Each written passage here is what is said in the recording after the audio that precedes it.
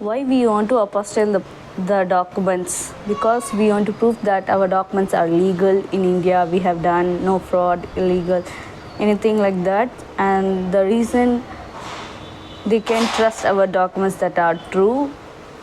What are the documents we need for apostille process for GKS-UG scholarship?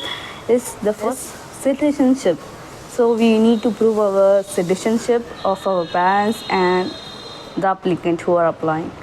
So you can use a voter ID card or driving license of your parents and your birth certificate. The second document is high school graduation certificate. The certificate means when you pass your 12th, you will get one certificate. There will be a date that when you graduated, when you passed out in 12th standard, that you need.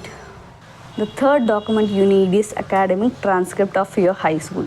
This document means your 11th and 12th marks where there is combined, that proves that you have your marks of 11th and 12th. This is the meaning of this document, academic transcript. Now, where you can get your document apostille in India at cheapest rate, affordable and fast, because it's September. If you have not done, then you want to be hurry up.